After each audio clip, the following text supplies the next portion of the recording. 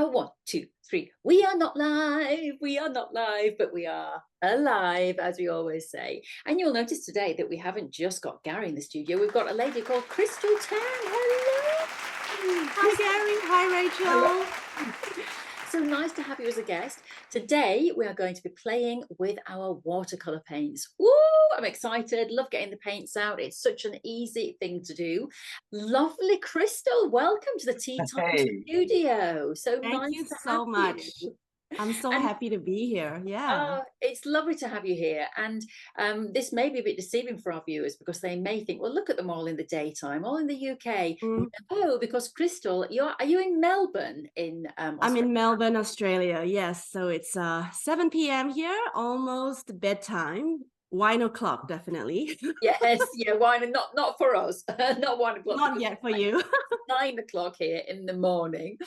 I always find that so strange, with the time thing, because I messaged you last night, Chris, and I said, well, I'm going to bed, so I'll see you in the morning. And when you got my message, you were just like in the middle of your day. And I just always find it so weird to have that It huge, is very how does weird. that work on this planet? Yeah.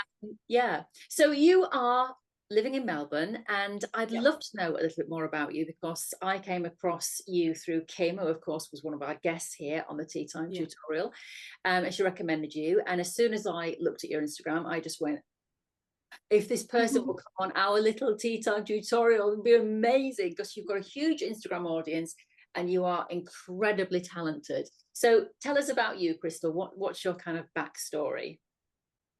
Okay.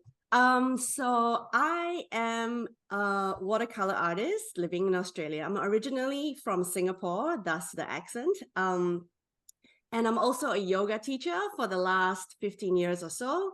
I'm also a mom of two boys who are 8 and 11 at the moment.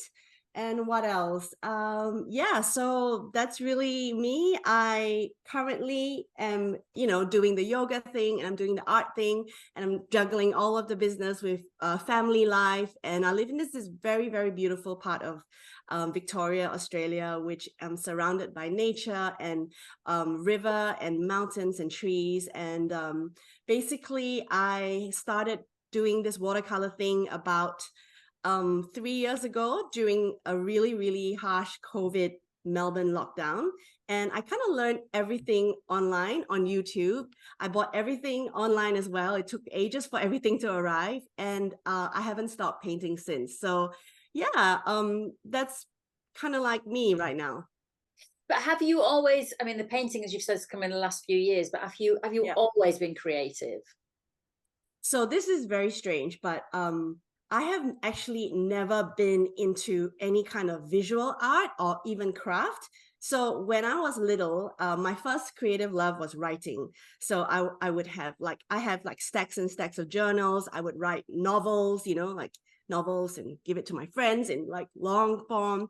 And then slowly I became more into music. So music was my second love creatively. So I have never actually even doodled or sketched or did any kind of visual arts in my life. I mean, also the other thing I love doing is performing. I love going on stage and singing. So it's all that arena rather than, sitting there quietly and painting. That was just not my thing. So yeah, this is very, very new to me. I'm super excited about it. And I'm learning everything like a child, I think, because I just never did it when I was a kid. You see, now, I don't know about you, Gary, but I am absolutely astounded by I hearing. am. I was just going to say, Crystal, I think you're Yeah. leading our parallel life in Australia that I live here. One, I love my yoga practice. I'm very creative. I like creative. I can be a bit of a performer sometimes, and I know Rachel is a big time performer. But yeah, I live near water. I live near the countryside, so All we are right. living like parallel lives, one side of the world to the other. It's wonderful. That is Yeah. amazing. Yes, yes. I escaped city life. I mean, I'm originally from Singapore, and one of the big reasons why we moved here. And I've not even lived in Melbourne in the city before. I just went straight to the Yarra Valley because I just needed to be in the quiet, in nature. And yeah, I'm into yoga and truth seeking and all the stuff, mental health. So when I started painting, it was like a new sort of like lens in terms of looking into life with it. So I just find it incredibly enriching and fascinating, and I'm still growing and learning every day. Yeah. That's amazing. But and that's what we're all about here on this channel, is trying to encourage people. And your story is just fantastic, because a lot of people like myself would look at you and think, well, it's all right for you. You've clearly been doing it since you were a child, because you're amazing. And actually, you just said there, you never did this kind of thing. You went onto YouTube. So how fantastic that that's what people can do. They can go onto YouTube. And that's what we've done. We've got like 65 at least little things for people to play with. And it is just playing, isn't it? So when you're painting then, Crystal, I mean, do you, how much of a sort of, I mean, I know you've said it's business as well now, but how much of it is a kind of like, you do your yoga, so how much of it is practice for you?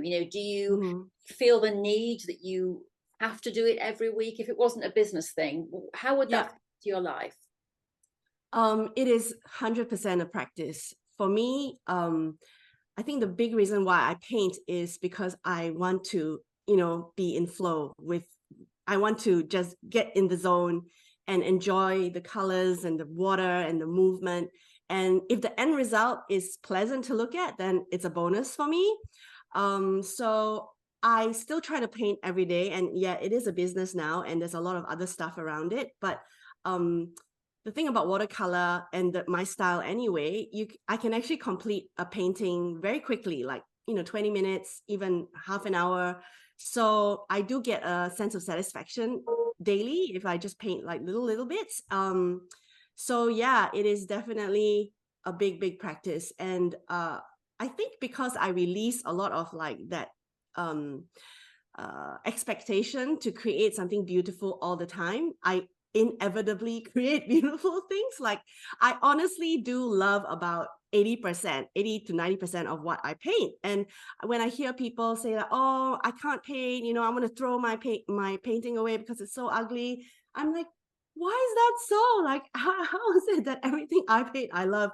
But maybe it's because my standards are just like really low, because like I said, I've never done this before. So I started from scratch. And so I think that enjoying what you do is so important to keep doing it every day. Because if you get discouraged and you have that perfectionism thing, which is a huge thing with artists, then it can kill a practice. Because the practice is to get into this flow on a daily basis, and this flow state is so important for us to be in, because it it's all the benefits of flow, right? Like, you're in the present, you are really connected to your tools, and you're connected to what you're looking at, what you're observing to paint. So it's just this beautiful thing all the time. So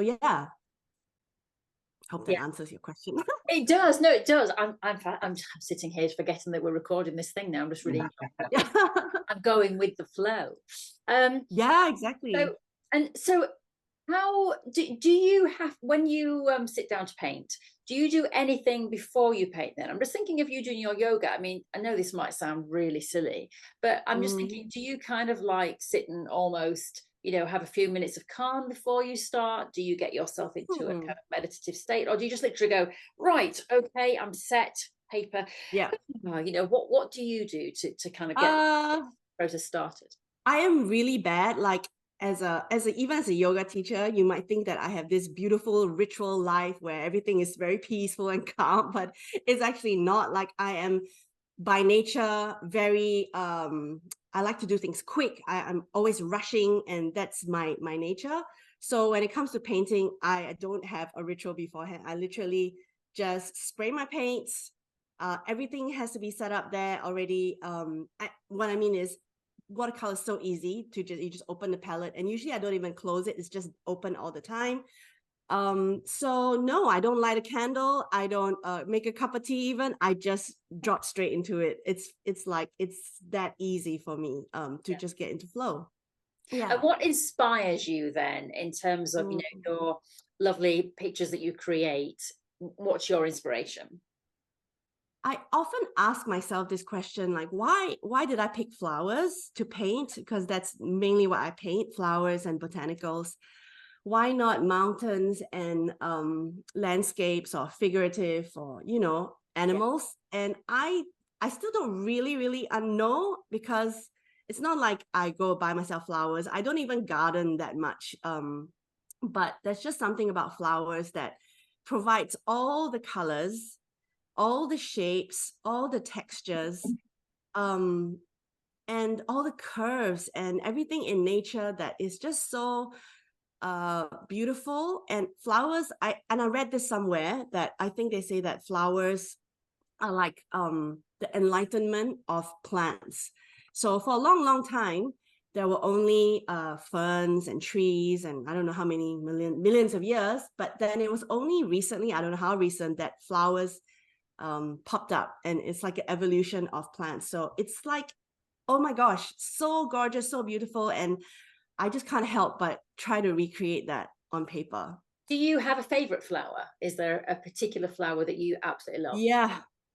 So I categorize flowers in terms of like, I have like 4 or 5 categories. So there are the like soft and lush and fluffy ones, which are like the peonies and the iris and the poppies, and they're like fragile and super thin. And those are my favorite. Those are my top favorite. I love painting those because there's just something about the feeling of those soft, luscious, fluffy petals that make me want to paint. And then going down from that, I do love roses, because roses are just so classic, and every rose is different. And then my least favorite ones will actually be the ones that are very structured and rigid. So like even like proteas, and even some of like Aussie natives can be quite stiff. Although they are so beautiful to have and to look at, but I find painting them a real challenge, and like I feel rigid and stiff when I'm trying to paint something so rigid and stiff. So yeah. So what is your challenge then for the future, Crystal? What is there anything that you think one day I'm going to do that, or you would like to do that? In terms of art, or like career, business? I mean, my dream is to be a prolific artist and have exhibitions around the world, and I don't know, all of that. But also, I'm also actually studying or doing a course on surface pattern design, because I am aware that watercolor is tends to be more like a commercial design kind of art, you know what I mean, rather than oil and acrylic. So I hope to see my paintings on bed sheets and wallpaper and things like that. So, and yeah, in terms of artistic goal, it would definitely be to just really push. What I love about this whole practice is that I am constantly pushing the boundaries of what I can possibly achieve. And that's very exciting to me. So it's not just the beautiful meditative process of the painting, but I also always have like an aim of trying to push the boundary, push the envelope. So yeah, so that's exciting for me. Yeah, amazing. Well, I could see your paintings definitely on wallpapers, and it's funny you should say that, because in one of our tutorials that we did, which was painting with a plastic bag, so you just literally make and then you made flowers. Right. And I did a picture, and then I showed it to my husband, and he was like, wow, he said that could actually be a fabric design, that could be a wallpaper. It's amazing, isn't it, what you can create with just some simple techniques. I mean, it's going to be interesting today, Crystal, because Gary has got some very nice watercolor paints. I use my daughter's paints. She's now 18, and she had them when she was like 3, and they from one of those shops that you pay a couple of pounds. So I just use paints that are not expensive at all, and I think that's a really good thing to do, because it shows people that you don't need to go out and spend. I mean, I was in a shop recently, and I said to Gary, it was an artist shop, and I could have spent hundreds of pounds on brushes and paints, and I said to my husband, oh God, I wish I had this money so I could buy all this for my tea times. And he went, but that's not the point of your tea time tutorial. Your point is you don't need all that expensive stuff. So where would you tell someone to start then, if they were looking at you and thinking, wow, I would love to sit and do some painting? What do you think they need to start doing? Go on YouTube, which is where we are now. And just Google watercolor, whatever subject you like. So it's watercolor animals, watercolor landscape, watercolor flowers. and pick up some, and then you can go supplies, watercolor supplies.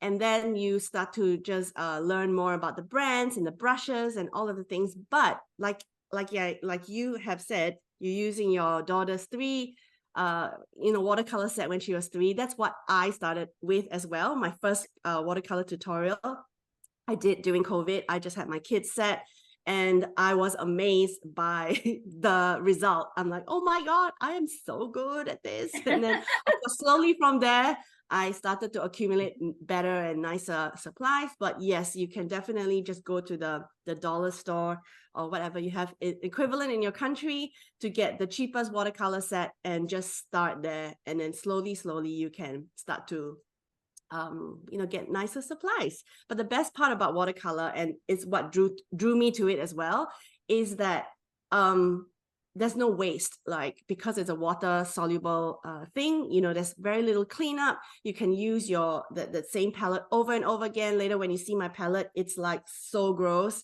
I don't ever clean the palette because I actually use all the dried up paints for my new painting. And that cheapskate inside me is like, yes, watercolor is the best. I couldn't right now, if you're asking me to like start on oil and all that, I'll be like, oh my gosh, all the money I would have to spend would be quite scary. So yeah, they say watercolor is difficult, but actually in terms of the wallet, it's less. Crystal, can I ask you, do you only use a paintbrush? Because sometimes I'm saying to people that you can actually pick up like a little bit of sponge, and you could use a feather to paint with, or anything. Have you ever tried doing anything with that, sort of exploring what the implements are as well? I have definitely explored and tried all these different tools. But I think at the end of the day, I still go back to my brushes. I do use the back of my brush sometimes to do a bit of scraping. But yeah, I'm pretty I must say there's 2 sides to me. There's the side of me where it's quite purist, as in I just use watercolor and my brushes and like paper. And then the other side is, yay, let's go crazy and mix media. And then I'll start bringing in like my the oil pastels and pencils and gold paint and glitter. So it's either or, like I get extreme with it. Yeah, but I haven't actually used a sponge, but yeah, that could be interesting. Yeah, there's so much to explore and have fun with. Like, it's endless, isn't it? Exactly. It is, yeah. And that's the great thing, because it's, there's no rush, there's no journey, there's no competition, there's no judging. It's just about sitting down and giving yourself that 20 minutes or whatever it is, just to play, as you've said. Wonderful thing about having guests on is that poor old Garo doesn't have to come up with ideas. So we say to our guests, could you bring an idea? And of course you said yes. And we are being completely honest about this. This is what we love about Tea Time Tutorials. The idea is that if you have got some paints and a brush, you don't need to prepare it. And I literally, it's taken me 5 minutes this morning to get my stuff together. And at this point, I don't know what we're going to do. So I'm very excited. Yeah, you don't, right? So to be honest, I didn't either until like an hour ago. Well, that's great. But it'll be great. It'll be fun. It'll be fun. So I have my watercolor paints, which is this really large, big palette, which is very dirty, and you don't have to worry about cleaning it. I can show you how I use all the old paint. I've got my watercolor paper. I'm using 100% cotton because that's my favorite. And but if you don't have 100% cotton, you can use any kind of paper that says watercolor paper. It just needs to be, thick enough to hold all that water. Yeah. And then I have a glass of water, and I also have a little bit of paper towel here that I might need to use. I'm not sure. And I've got size 12 round brush, but use any size you like. But I like to use a bigger size because I just feel like sometimes the bigger the brush, the looser you are. So the style I paint is like, we call it loose florals. And I believe that with loose florals, the bigger the brush, the more loose you can be. And the smaller the brush, the tighter you tend to get into the details. And we don't want that. We just really want to be have fun, and be loose. All right. So, okay, I'll let you have a peek at what we're doing. So we're gonna paint leaves. All right. Yeah, we're just gonna paint a page of leaves. And when you said that we're just gonna be doing something simple, I start to like panic because I'm like, oh my gosh, like sometimes when you get so deep into your own practice, you forget what's simple anymore. But I remember this is a beautiful exercise that I have done with some of my students that I also teach online, and I call them wet on wet leaves that we can just play with. So the beauty of watercolor, a lot of it is wet on wet technique, where we drop paint into wet water. And that's where a lot of the beauty and the magic and that meditative quality of watercolor painting comes from. So anyway, let's just put that aside and let's start. So I encourage you to use, well, I want to say limited palette, simply because if you want to have a final painting that's really cute, sometimes a limited palette makes sense. So don't use all the pinks and all the greens and all the blue, but maybe choose one pink and one blue, one green, that sort of thing. All right, so let's spray down your paints. I don't know if your paint is quite hard, so it's always a good idea to spray it down. And if you don't have a spray bottle, you can just use a really loaded brush with paint, and then you can, yeah. All right, so you have all the colors and choose whatever color you like. Let's start by painting these leaves. So pick whatever color you like. Basically, I'm gonna pick a little green and I'll just make a little pool of it here. And leaves are one of the most soothing, meditative things to paint. A lot of watercolor florists will say if they can't think of anything to paint that day, they'll just paint leaves. It's just really, really easy and soothing and fun. So just gonna paint my first leaf. I'm gonna point the pointy bit of my brush to the top of the paper here and just point, press, and lift. So that's just one side of the leaf. And we can just complete the other side of the leaf by doing the same thing. So this first simple leaf we're gonna do just to get warmed up, right? Just to get nice and warmed up. And then for the next one, maybe we can just grab a little dark blue, mix it in with that same mixture of green. So we are changing up the hue. And we're just gonna do another one right next to it. And then I can even just dip my paintbrush in that blue. Yeah, and then just enjoy how the paint flows. All right, so I'm gonna wash my brush off. And this time, I'm gonna get a really, really light value of that green. So with a lot of water, not so much green, almost water, almost tea-like consistency. So it's almost transparent. And I'm gonna touch the other leaf. And as I touch the other leaf, I'm watching how that paint from this leaf just flows into that leaf. And that's really nice. And then maybe I want to grab another color. So I have maybe this purple here. Grab a little bit of that purple. And I'm just gonna drop a bit of purple to the top of that leaf. Whoops. And wherever you like. So we're just doing wet on wet play. Wet on wet. And then just keep going, basically. Choosing whatever color you like, having them touch a little bit or not. Choosing a different color to mix up with the original color.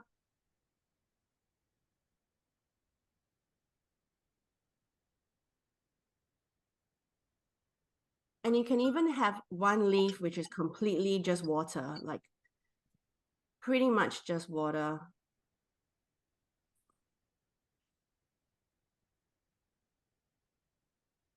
And just for fun, maybe I'm just going to grab a bit of pink. Pink is my favorite color. Me too. Pink. Yay! I'm just going to drop that pink in there. And then maybe the next leaf, I'm not going to wash the brush off and just use that pink to make a pink leaf. Oh, it's got a bit dry there, so just add a bit more water.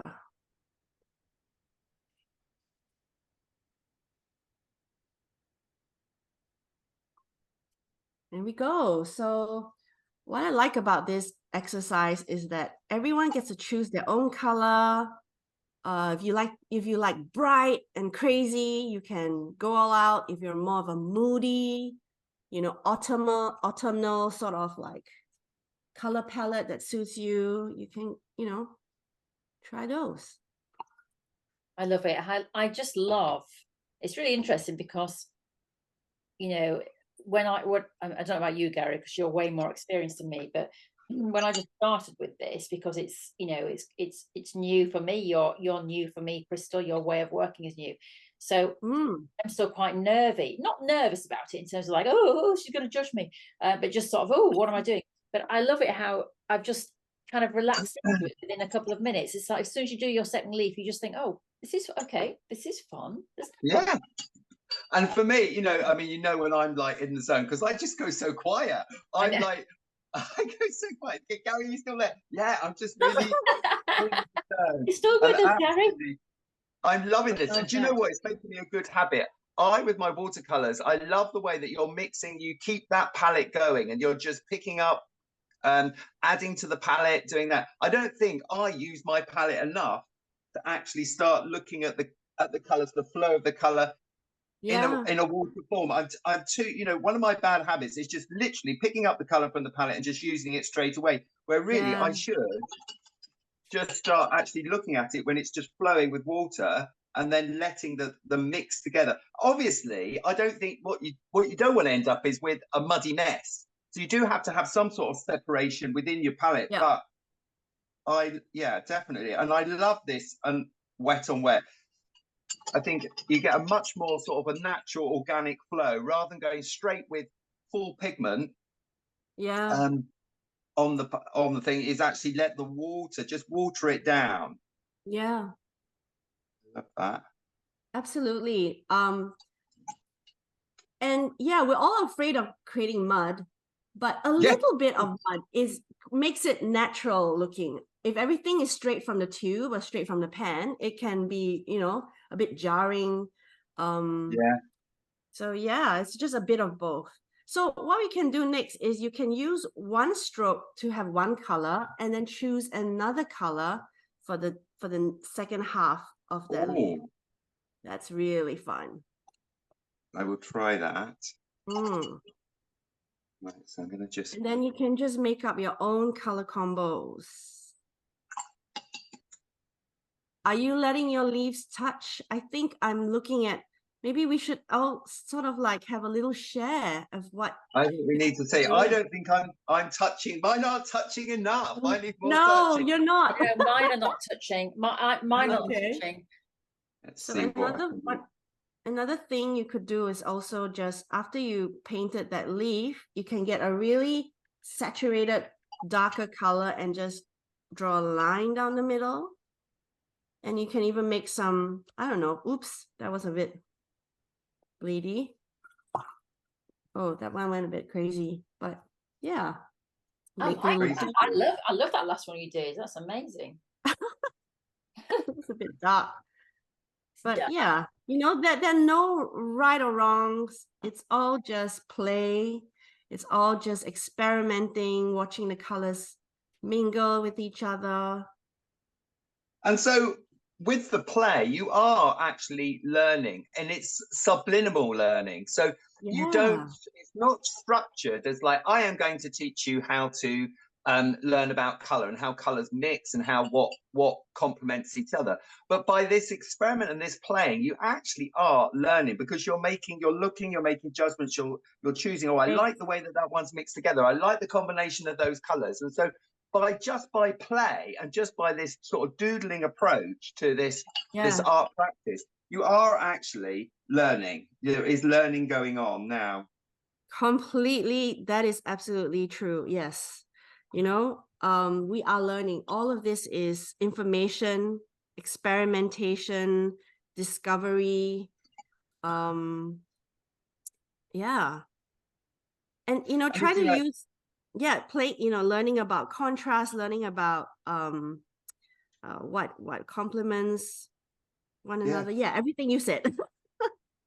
And it's funny, just going back to your conversation about how lockdown and that sort of COVID lockdown, how it pushed you in a direction. And that's exactly mine and Rachel's story as well. Because if it hadn't been for those lockdowns, we would not be here sat together doing this online. I'd never done anything online or even recorded myself, videoed myself or anything.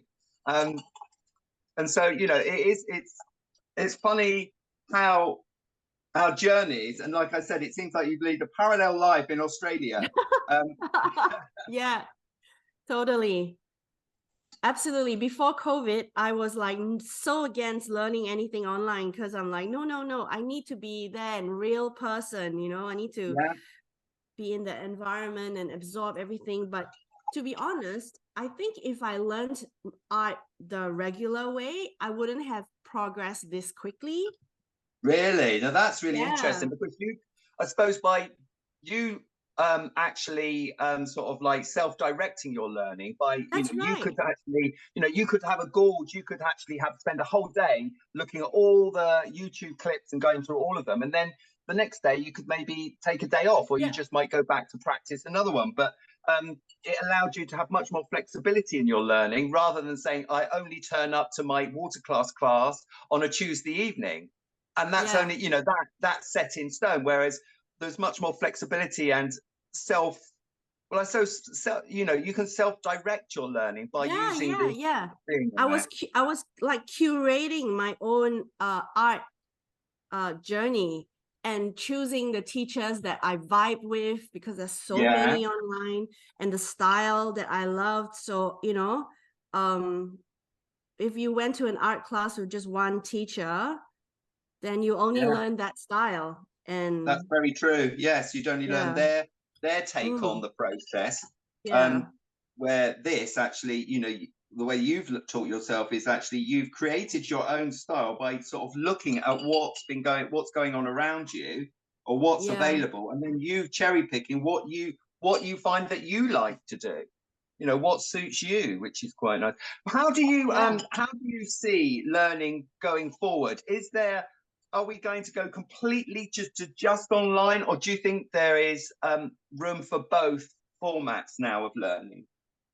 Yeah, I definitely think that there's room for both, because a lot of people are craving for real life stuff now, I feel, So even for me, I've been, in this Instagram, YouTube world for so long now. I mean, for a couple of years now, and I'm planning to launch my own online course next year. But I've been feeling a little bit sort of disconnected from the real world. So I've made a point to I'm doing open studios in a couple of weeks here. So all these people will be coming physically to my studio, and I will be also sort of like planning some in-person workshops. So I think it's definitely both. We need both. I think we do need both. The thing is, we do need both. We do, but I do love this. Sorry, go ahead. I was just going to say we do need both, because I'm sat here working with an Australian, a lady who lives in, not an Australian artist, but here you are working in Melbourne. When would I ever get the chance to meet you in Melbourne? I wouldn't. Absolutely. So it's fantastic that you can have the online, but as you say, great to have the in-person stuff as well. I think that's the one positive thing that came out of COVID, was the online learning. And I know people contacted me a lot and said, oh, Rachel, please don't stop the online learning, will you, when things open up? And I was like, well, it's actually my business now, I can't stop it. But that's the point. A lot of people were like, I'll never get the chance to work with these quilters across the world. So it's fantastic that we've now got both, Absolutely. I mean, I'm just meeting you, Kim, and like, you know, all our little corners of the internet just intersecting through art. And as much as I love my real life friends and my family, you know, we don't geek out about art the same way as I do with my Instagram art buddies. Yeah. It's so good that way. You know, all the like-minded, everything you could possibly be, you know, want to chat about and connect with. It's, yeah, this online thing that makes it amazing. So, Wow. Crystal, did you Yeah. say that none of your family, they don't paint? No.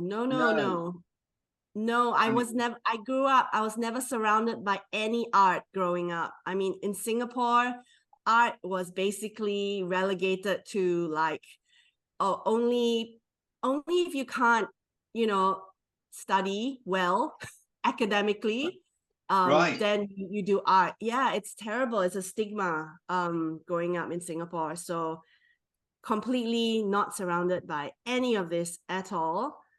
Actually, my Wow. sister was more the arty one. She was the one that would draw and doodle and stuff. And the funny thing is she was really terrible at school, like, you know, her math and all that stuff. So it's horrible. We think like, oh, you know, the artists are all the people who can't do math, and it's just terrible, because so we were just never encouraged at all. But you know, it takes great, you know, I think thinking to be able to be creative. It is a definite different way of thinking. And it's funny how, I mean, when I was a teacher, when I taught at colleges and universities, a lot of people on the art courses had come, like you say, because maybe they felt that they weren't academic. And so they went down the creative route.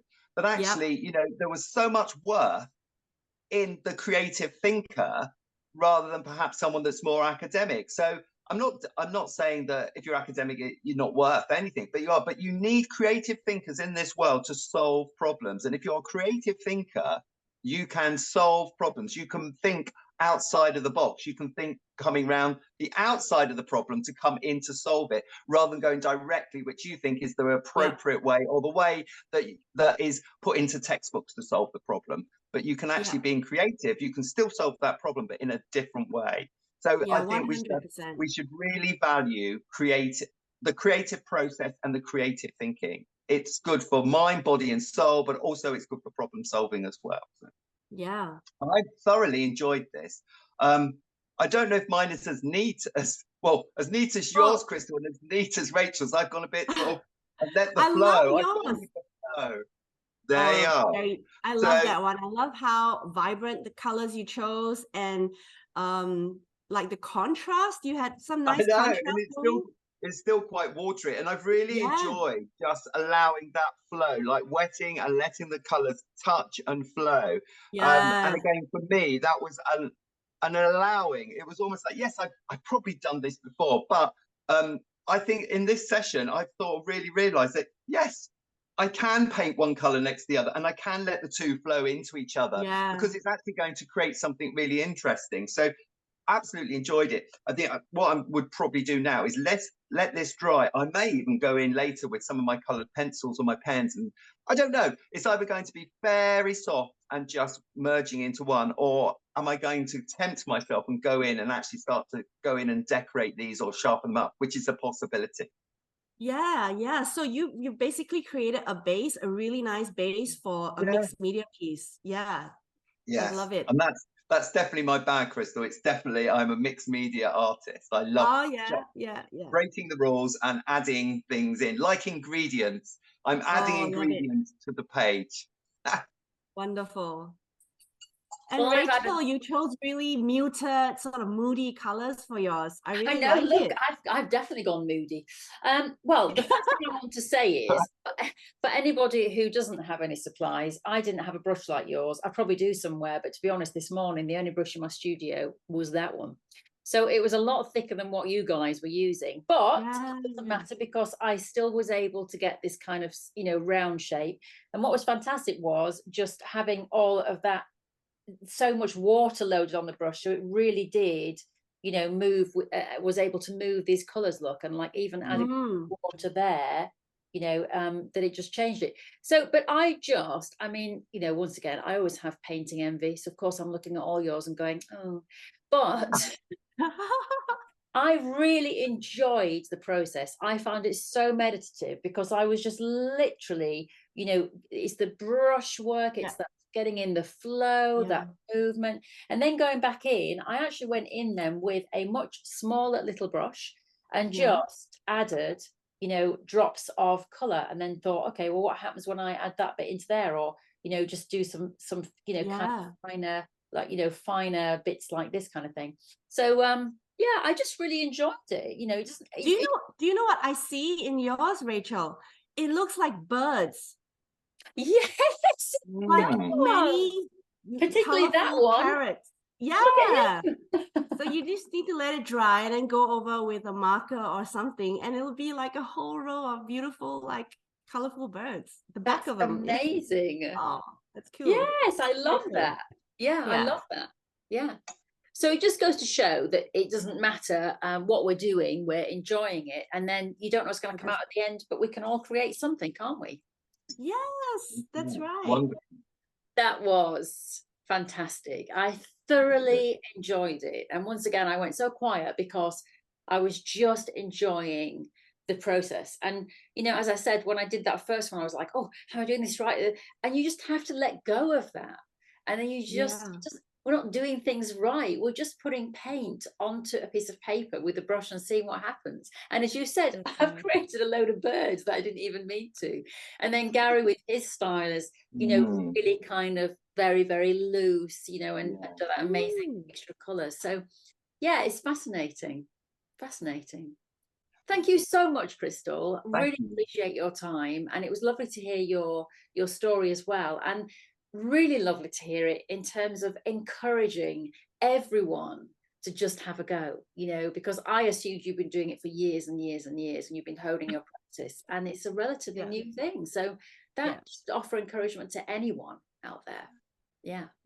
Well, lovely YouTuber, thank you so much for watching us as well. Please give us a thumbs up on your way out of the door if you will, and subscribe and hit the bell and do all of those things. And Crystal, I hope that one day you'll come back and visit us again. We've said to all of our guests, please come back and do something else with us. It would be lovely to have you in our Tea Time studio, if we can get the timings right. I think this is fine. This works. You'll be going to bed soon. We'll be back on with our day. I'd love to come back again. Thank you so much for having me. It's been a pleasure. Thank you. And thank you, of course, to lovely Gary. Do you know, it's lovely having Gary in these sessions with a guest because he goes so quiet. Although we love Gary and his chatter. Right. Thank you so much, and we will see you next time. Bye-bye. Bye. Bye.